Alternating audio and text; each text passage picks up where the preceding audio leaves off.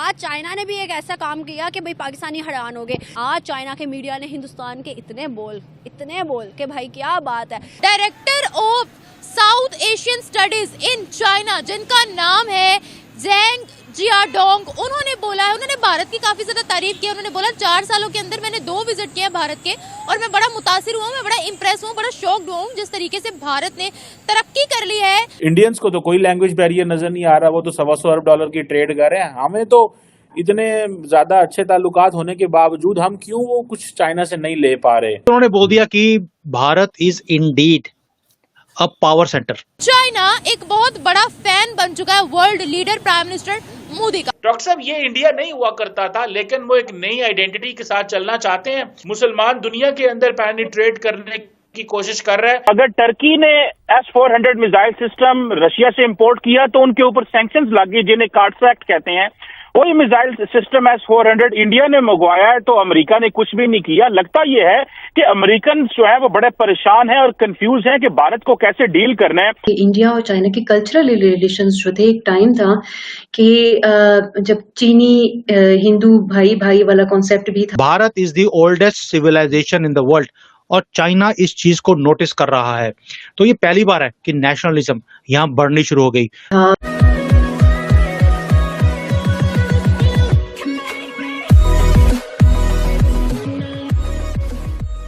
नमस्कार दोस्तों, अब यहाँ पर बात हो रही है कि भाई चाइनीज लोग हो या फिर कहीं चाइना का थिंक टैंक है, वो भी यहाँ पर कहने पर मजबूर हो रहा है कि भाई Modi is a real hero. अब देखिए, कई सारे लोग होंगे जिन्होंने एक्सपीरियंस किया होगा, पिछले 15-20 सालों से इंडिया में आते होंगे, तो मोदी के काल से पहले भी वो इंडिया में आते होंगे, मोदी के काल भी इंडिया में आते होंगे, और मोदी के एरा में जो ट्रांसफॉर्मेशन हो रहा है इंडिया के अंदर, उसको भी उन्होंने देखा होगा।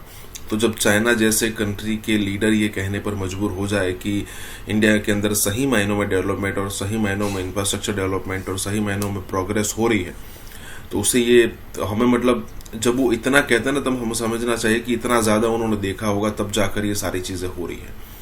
अब देखिए, ग्लोबल टाइम्स में, जो कि चाइना का मुखपत्र है, मतलब चाइनीज गवर्नमेंट का ही एक न्यूज़पेपर है, कहने के लिए तो इंडिपेंडेंट है, लेकिन हम सबको पता है कि भाई वो क्या है, ठीक है।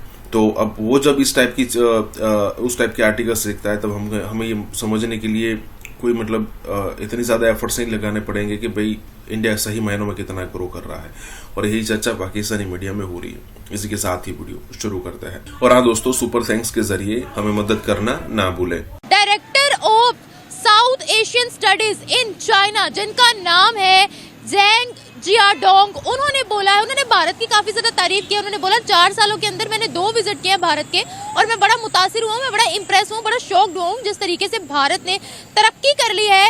न्यू दिल्ली में जिस तरह की डेवलपमेंट हो गई है, हैरान हो गए हैं वो देखकर, और कहते हैं कि प्राइम मिनिस्टर मोदी ने जब से हुकूमत संभाली है तब से लेकर अब तक जो भारत का ख्वाब था आगे बढ़ने का, वो पूरा मुकम्मल हो चुका है। उनके ड्रीम्स जो हैं वो सच्चाई में बदल रहे हैं और बहुत ही ज्यादा डेवलपमेंट कर दी है कि यकीन नहीं आ रहा प्राइम मिनिस्टर मोदी के दौर में इतनी डेवलपमेंट हो गई है। तो चाइना एक बहुत बड़ा फैन बन चुका है world leader prime minister Modi का। आए बढ़ते हैं पाकिस्तानी अवाम की जानिब, उनसे इस बारे में उनके रिव्यूज लेते हैं कि अब तो चाइना भी भारत की तारीफ कर ऑफिशियल लेवल पर। चले बढ़ते पाकिस्तानी अवाम की जानिब, उनसे उनके रिव्यूज देते हैं। मिलते हैं वीडियो के एंड में। टू बी ऑनेस्ट, तो मुसलमान हूँ अल्हम्दुलिल्लाह, लेकिन बात करनी नहीं चाहिए। नरेंद्र मोदी का हर वो बंदा फ़ैन है जो कि एक ऐसी ऊंचाई पे जाना चाहता है जहाँ पे हमेशा सच्चाई और एक आम आदमी की आवाज़ सुनी जाए।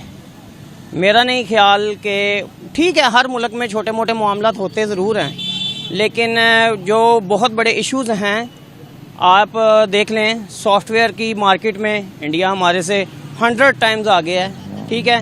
वो चांद पे चला गया है। आप कॉन्सेप्ट भी, आप सोच भी, इमेजिन भी नहीं कर सकते कि आप चांद पे जाएंगे, आप इमेजिन ही नहीं कर सकते, सीधी सी बात है। तो वो आप उसको मैच नहीं कर सकते, सीधी सी बात है, बहुत मुश्किल है। दूसरे नंबर वाली सुपर पावर खुद कह रही है कि prime minister Modi is the world leader. UAE ने अपनी आर्मी इंडिया की आर्मी के साथ भेज के पाकिस्तान के बॉर्डर के ऊपर एक्सरसाइज करवाई है।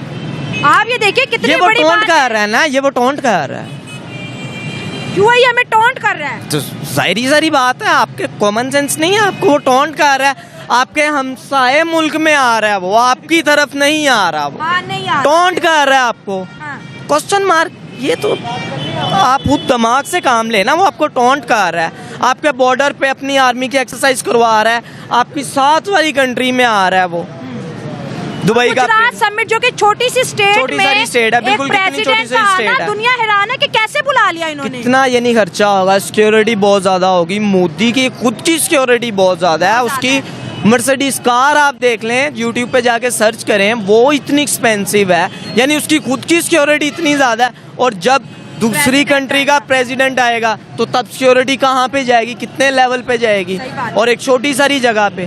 क्या वो भी इंडिया भी हमें मजाक कर रहा है, वो तो बहुत हंसते हैं हम पे। जाहिर सारी बात है। आप हमें ये बता दो कि आपके मुल्क के अंदर क्लिप्स आएंगे, ये अमेरिका का आखिरी दफा जहाज कब आया था? मुझे नहीं पता कब आया, मुझे खुद नहीं पता।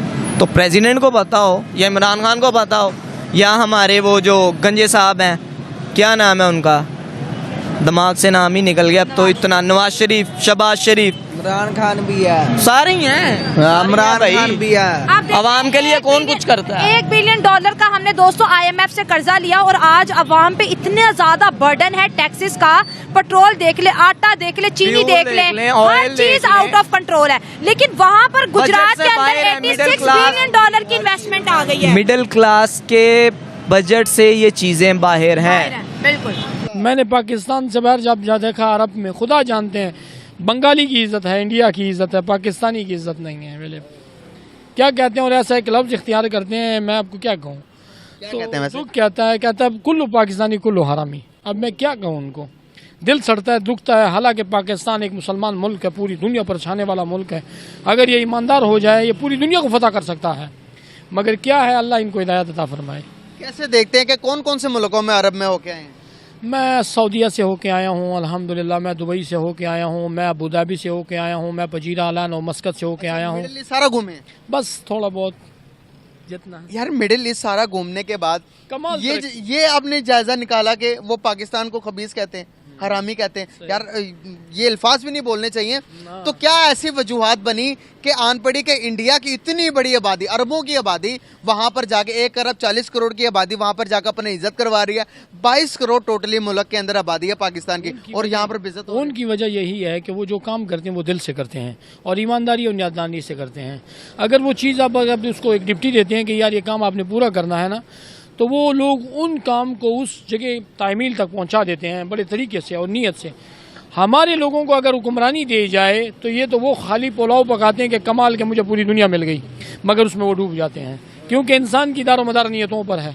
तो इसलिए हम नाकाम हैं। हमें हर काम को मोहब्बत और चाहत से करनी चाहिए। अल्लाह की मदद साथ होगी तो नीयत से काम करेंगे तो खुद उसकी मदद आएगी अल्लाह की, तो हम कामयाब हो जाएंगे। वरना वो भी मुसलमान कंट्री या पूरी दुनिया उसकी मोहताज है।